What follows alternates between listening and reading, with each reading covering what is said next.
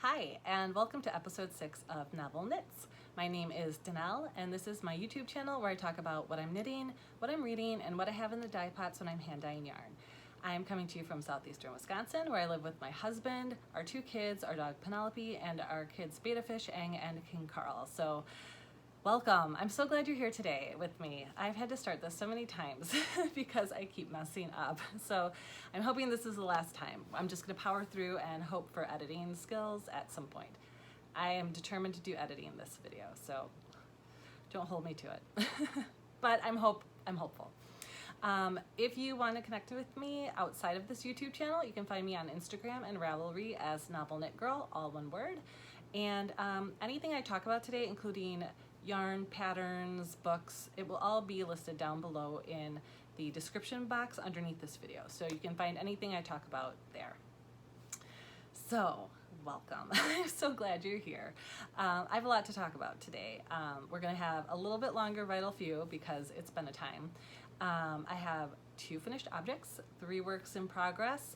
I finished 4 books, which is a lot, even for me. And I'm gonna have a little bit of shop news at the very end, if you care to stick around. And if you don't, it's fine. I'm not gonna know if you duck out early. And so just so you kind of know the structure, so if you wanna duck out after the knitting this done, when I start books, I'm pretty much just gonna do books and a little shop update at the very end. So my sister-in-law, Heather, and I have a small Etsy shop called Pencil and String, where we sell her colored pencil drawings, original, and I sell some hand-dyed yarn. We also added into the shop this week some Pom Pom Wreaths. I know I said I was going to talk about it at the end, but I'm kind of excited about the Pom Pom Wreaths, which I don't have any of those to show, but they're on the shop, so if you want to check them out. And yeah, and I might be adding some knitted items in the future as well. So it's a cool little shop. You might want to check it out. Anyway, let's get into the vital few, where I talk about just a few things going on in my life as opposed to the great many things I could talk about. And okay, if you watched the last episode, you may have thought I seemed a little out of it. And that's because I was. I had COVID. Sorry, I didn't mean to take a dramatic sip. But I had COVID-19, and so did my whole family. So we're not sure what happened.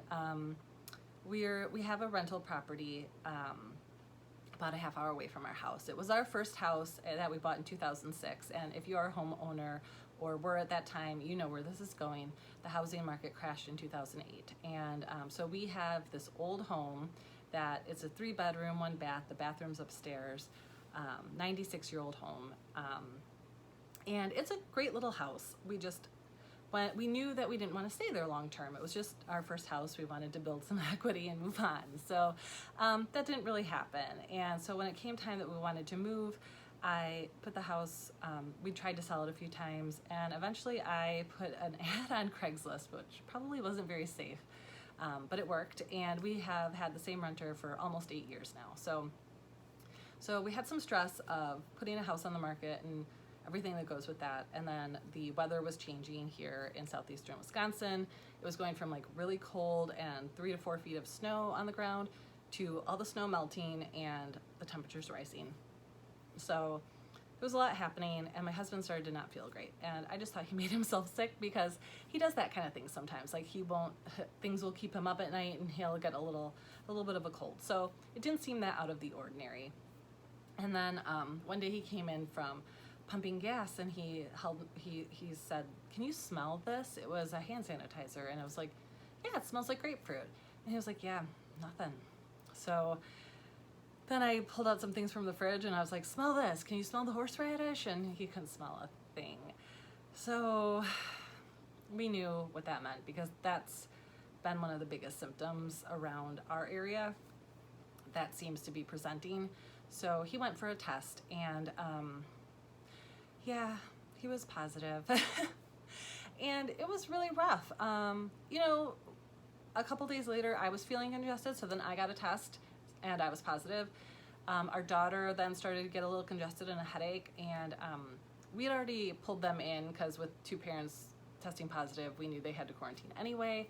So then I ended up taking both kids to get a test just to know like what we were dealing with here. Like, did they have to like what quarantining guidelines we needed to follow, because my daughter is in a competitive dance company, and our son is in a couple different sporting activities. Because here in Wisconsin, really, other than mask mandates and social distancing, if it's open, you can do it. So the kids are in school, they're doing activities.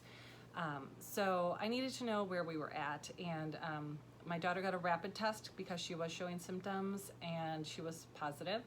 And then our son, he never had any symptoms, and he also tested positive. So he had to quarantine the longest. So the hardest thing about having COVID was I had one day where I didn't feel well. There was definitely brain fog. I did lose my sense of smell for a while, and that is mostly back. I can smell things like if they're right in front of me, but like I can't smell like food cooking in the kitchen, or like, I don't know, like I can't smell things outside of like a bubble, but I can smell things like close, which is weird, but it's not the worst thing in the world.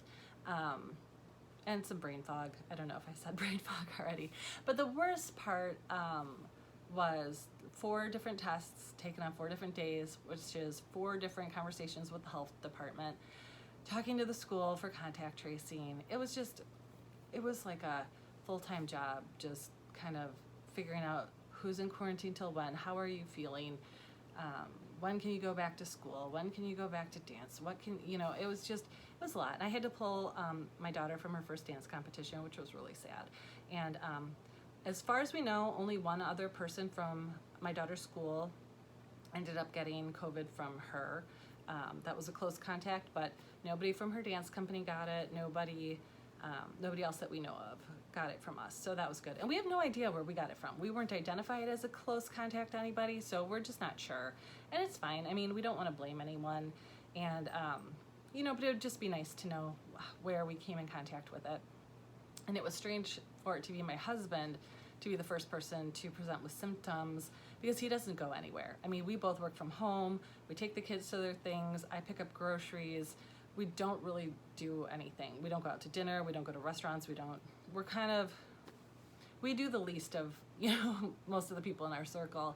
So we were surprised that we were the ones to get it, but it's okay. We're over it now. I think I'm still very unmotivated from having it. I'm still really tired just from the whole experience. I haven't been exercising since, because I never had any respiratory issues, but I've been a little nervous to get on the treadmill just in case. And it's like I can stop. It's not like I can't stop, but that's been kind of a concern. But I'm going to start running, I think, again next week and go back to the bar studio, because it's been a few weeks now, and there's no reason not to.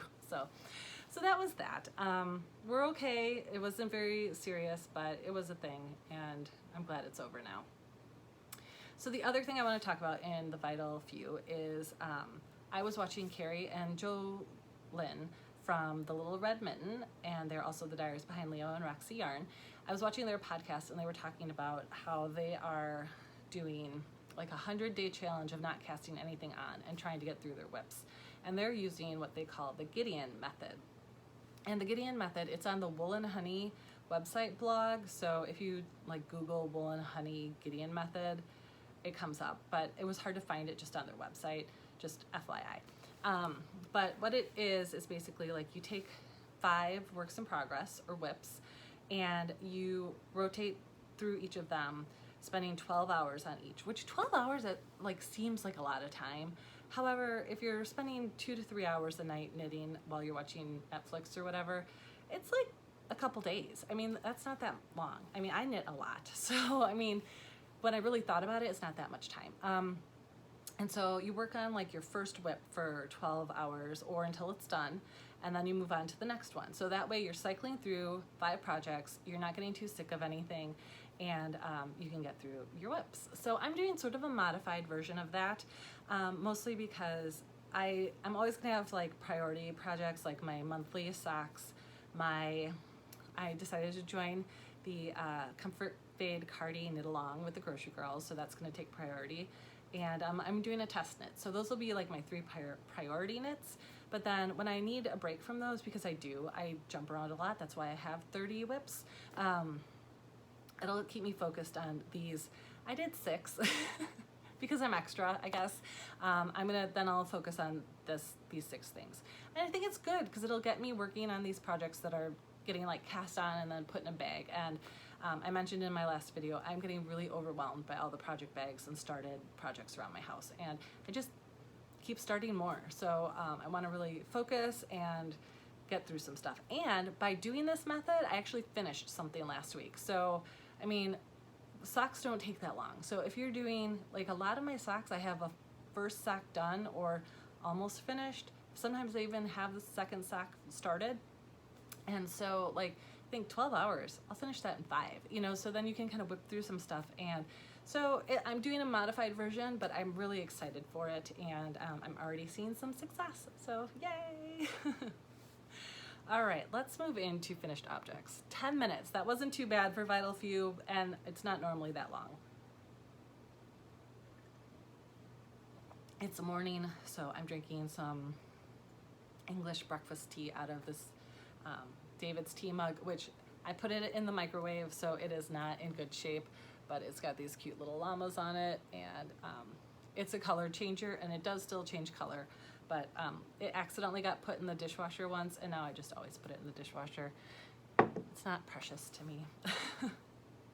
So I am wearing a finished object. This is the Felix Pullover by Christoffers. I'll stand up. I don't know if it's going to work very well, but it turned out really great. I'm really happy with it. Look at how nice and long the sleeves are. Yay. Super happy with it. It's just like a basic raglan top-down sweater with this neat detailing here. I'm trying to, hopefully you can see that. I don't know. It's really simple. It feels like a sweatshirt. I love it. It's great. I did not do a tubular cast on or bind off. I've never done that before. So because this doesn't sound great, but because I was using cheap yarn, I just thought I'll just do long tail and I'll just do a regular, you know, I'll just keep everything simple. And I think I wasn't sure how this yarn would perform, and this yarn is really good. I'm really happy with it. This is the Sprightly acrylic worsted yarn I got from Craftsy a long time ago, and I actually tried to sell it on eBay. I could not get anyone to buy it, so then I decided to make this sweater with it. It is worsted. The sweater pattern calls for Eowyn, so I ended up just adding a couple extra repeats. I sort of fudged it. I for sure didn't decrease the arms as quickly because I wanted more room in the arms. I complain sometimes that sometimes you get a sweater and it's like your arms are like sausage casings, and so I wanted a lot of room in this, and I'm just so pleased with it. I am so happy. It worked out really well, and it's really pretty. The color of the yarn is copper, and it's just like a beautiful brick burgundy color, and I just love it. It's great.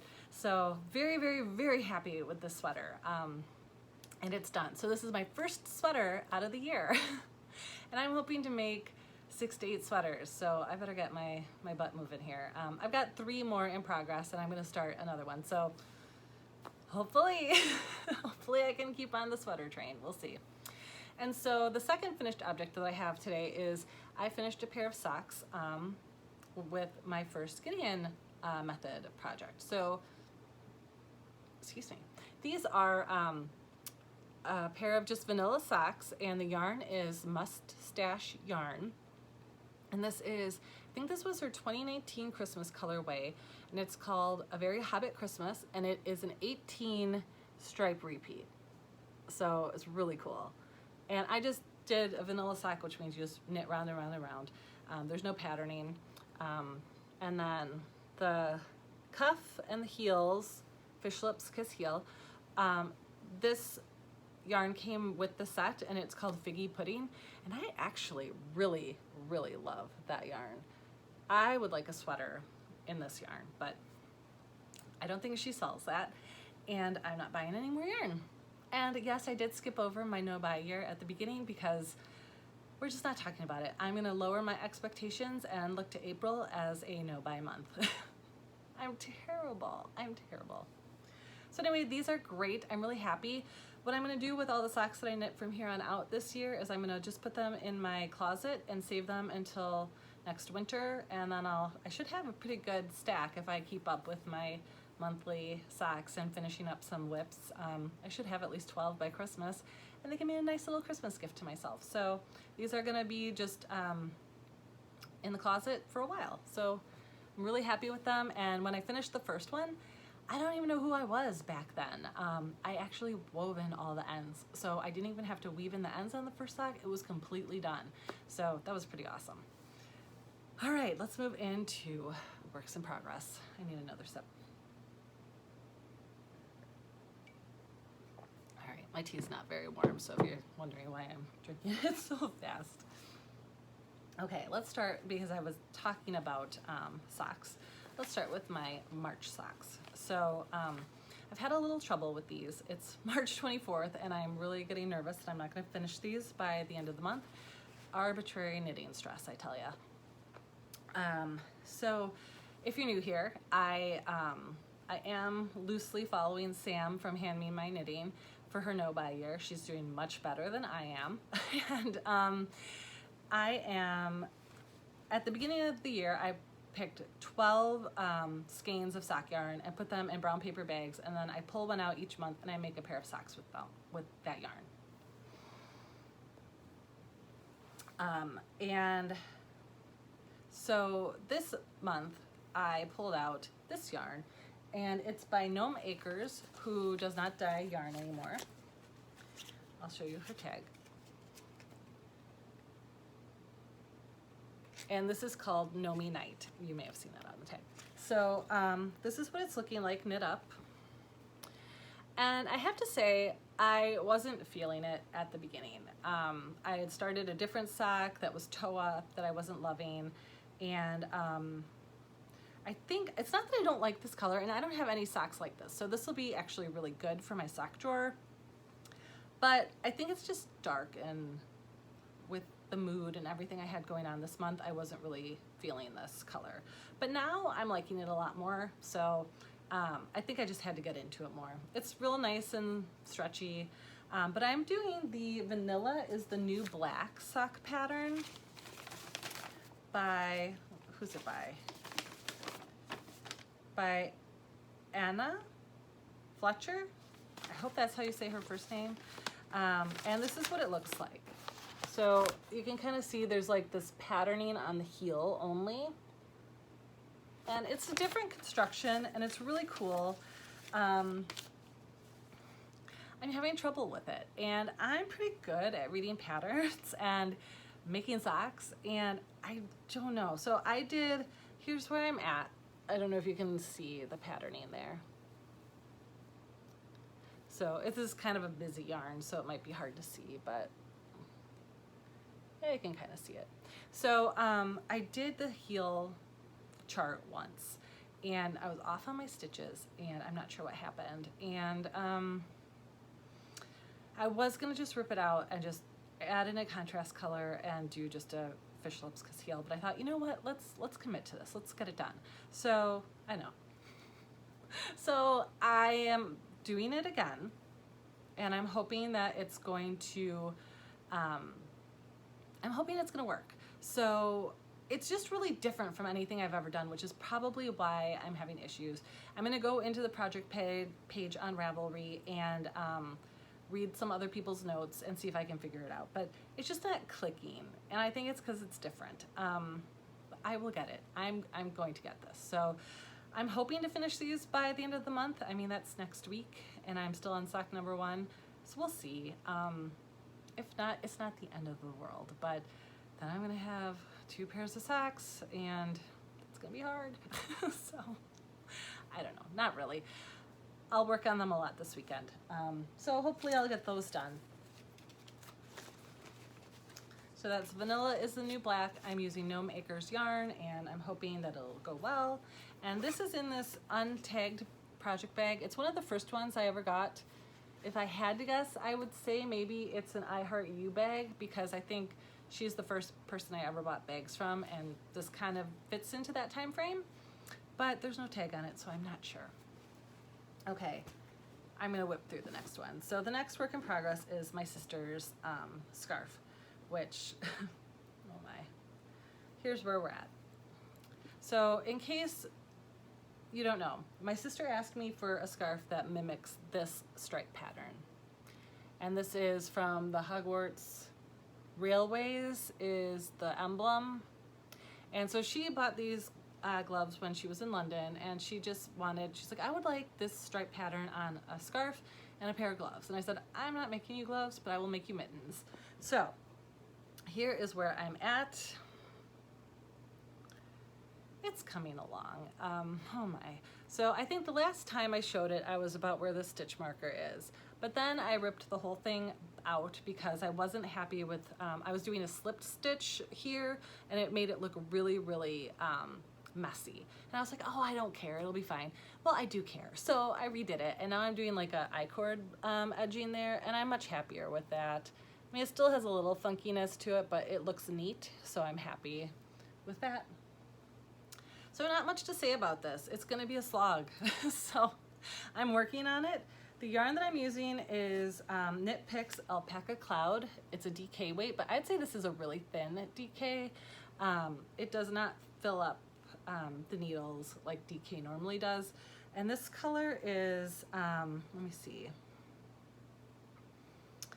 This one is Sophia, and so this is how much I have left of my first ball. So, and then this one is Elizabeth, which is like a burgundy. It's almost the same color as my sweater. And this, I think, is a little bit deeper than that, but she won't notice. And if she does, I don't know what to tell her. And then this is Thomas, and it's like a deep, deep, deep blue. It's not black. So it's coming along. I'll put the rest of my 6 hours into it, and then I will put it aside for a while, which will feel good. Her birthday is not until November, so I've got time, but knowing how I am, if it was not in this rotation, I would put it in this project bag by Tanny Casey, which I really love. I would throw it in a corner and maybe remember it like in October or early November next year, and then be knitting furiously, trying to make her a scarf and mitts for her birthday. And I want to be on top of things this year, so that's the plan. And then my last work in progress is, I mentioned at the beginning that I started another test knit by Neilan. And so she put a shawl on her Instagram, and I was like, yeah, I love that. And I am part of her test group on Ravelry, so anytime she has a call for testers, I get an email. So when I saw this, I was like, yeah, please, I would like to knit that. I love it. And I've really been thinking about my shawls. I'm going to be putting some in the Etsy shop this year because I love knitting shawls. It's probably my favorite thing to knit, but I've learned I only really like big shawls. I like a blanket shawl. I like something you can really wrap up in. I like something that's got long tails. I like something that like owns you. I want a shawl to keep me warm. I want it to cover me. I want it to be really big and squishy. So if it's not, it's not for me. So I'm going to be putting some of those older shawls into the Etsy shop just in case it's something that somebody else could use. And I'm not going to put them on for like astronomical amounts of money. I'm going to wash them and block them before I put them on. And I'm just going to put them out in case anybody wants a hand knit item. So anyway, that was the tangent. This shawl is really cool. It is called A Break in Tide, and I have until April 23rd to finish it. So I have about a month, which is good because it's gonna be big. And you know how shawls are, like they start out small and then all of a sudden you've got like so many stitches. So here it is. It is so cool. It starts with some fisherman's rib at the bottom, and I just got into more fisherman's rib. And then it's got some striping and some short rows here, happening here. And just look at how those stitches look. It is awesome. So this is a different shawl. I've never knit a shawl like this before. It's not difficult. It's a little time consuming. Like I do feel like I've knit on a lot on this shawl. This will black down. I do feel like I've been knitting on this forever, and like then it's only like this long, so it's gonna take a long time, but I really, really love it. So The yarns that I'm using are both from Lolodidit, and this one is the Wholotta DK base, which is the Dowager Countess, and that's the cream speckles. And then the other one is the USA DK, and this is in Narnia, which, oh my gosh, it's like the best blue ever. So I'm using these two together. Like, you can see how much more yardage is in this one. I think there's like 700 and some yards of yarn here. It's a lot of yarn. So I should have some left over. It's very light though, that's nice. So I'm loving the shawl. I work on this one kind of during the day when I need a break. When I take like a little work break, or if there's one of those meetings at work where, you know, you just have to be there listening. You don't have to be on camera or anything. But I'll probably have to start working on this more soon so that I kind of speed up on it a little bit. But I like this one a lot. It's really cool. It's going to be big and squishy, and it's going to be everything that I hoped for and more. And this is in a Mrs. Brown's bag. Really cool. I love this one. I don't know what yarn is on it. I probably did at one point in time, but I don't anymore. So that is it for my works in progress. So that is it for the knitting content. I'm gonna work, I'm not gonna work. Not right now, at least. I'm gonna move into a little quick book club because, like I said, I read 4 books since we last were together, and none of them were that groundbreaking.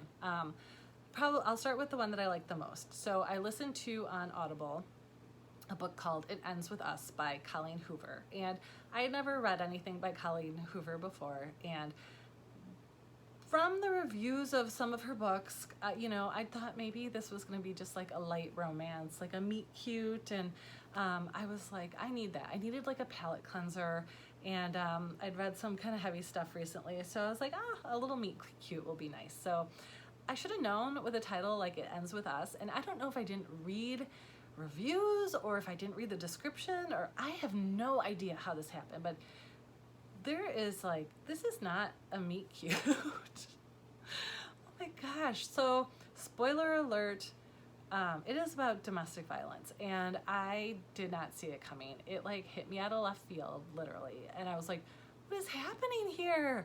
I don't know. So I think I liked it more than I thought I would, only because it was unexpected for me. There were things I didn't like about it for sure, but I thought that the subject matter was handled really well. It was written pretty well, you know, but it wasn't what I thought it was going to be. So I gave that one 4 stars on Goodread. I didn't mind it. I'm trying another one of her books, and then I'll kind of see if that was like an outlier book or if they're all kind of more dark than I think they're going to be. So we'll see.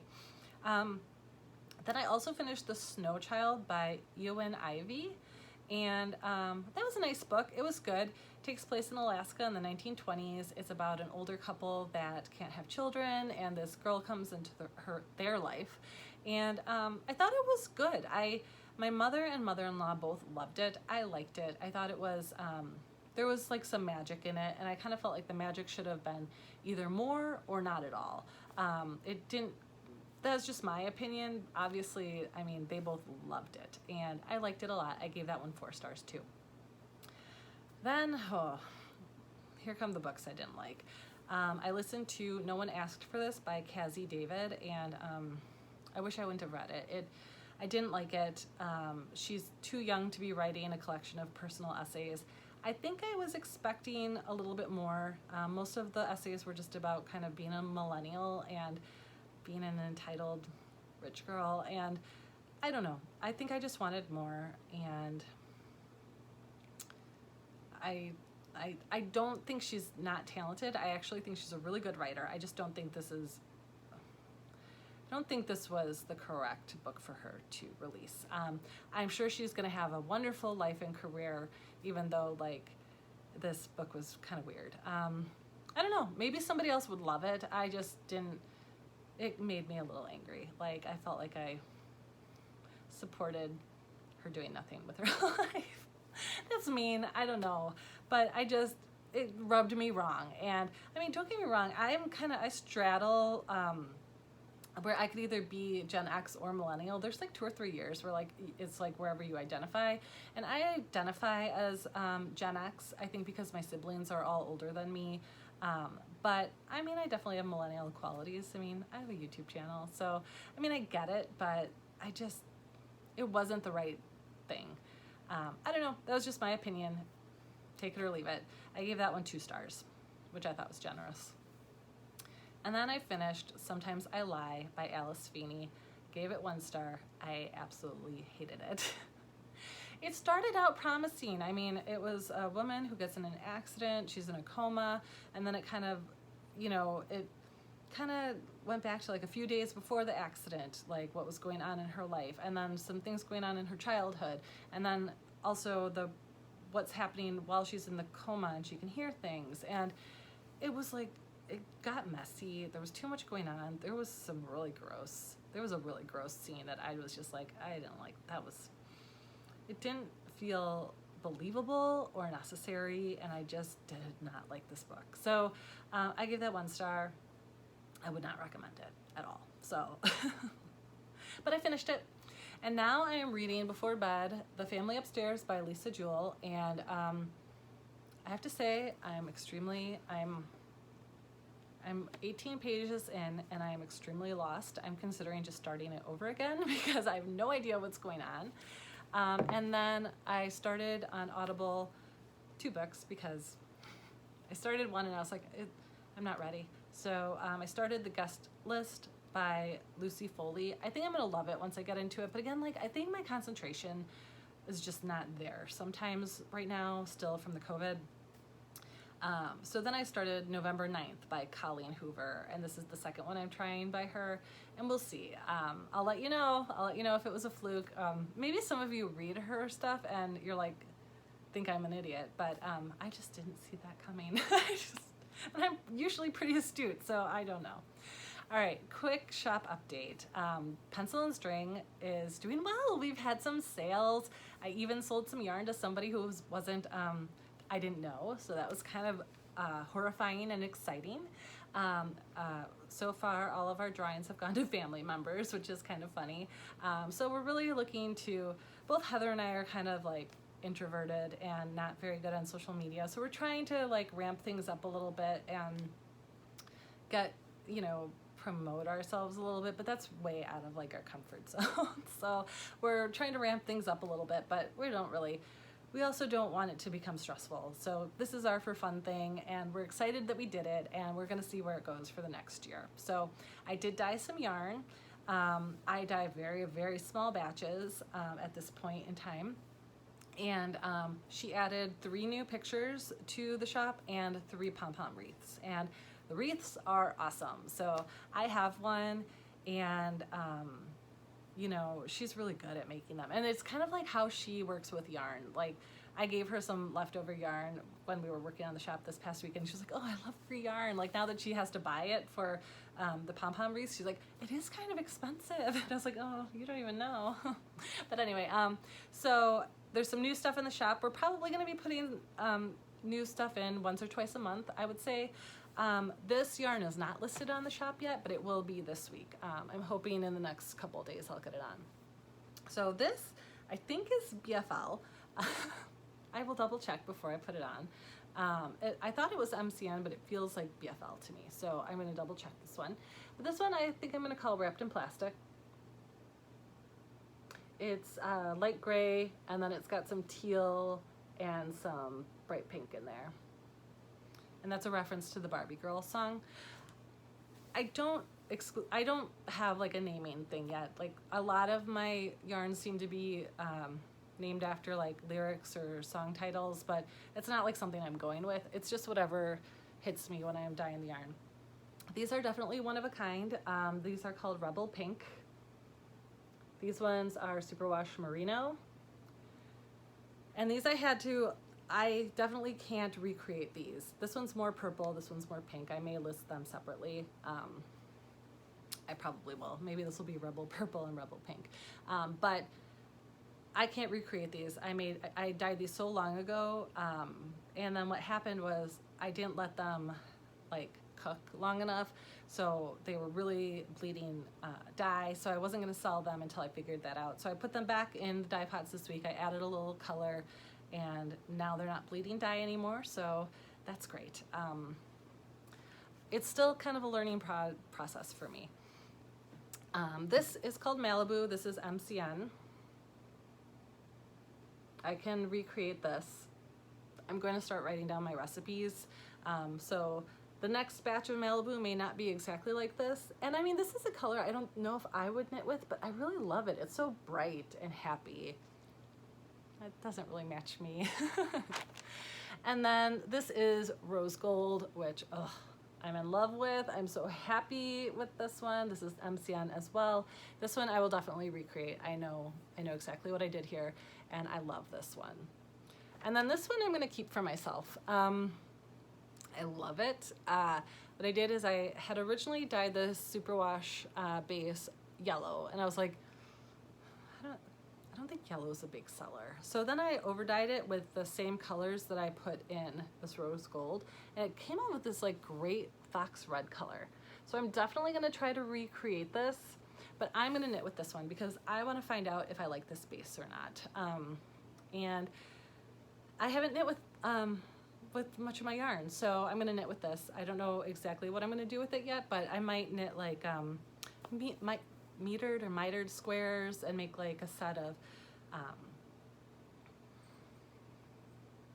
what are they called, like coasters or something.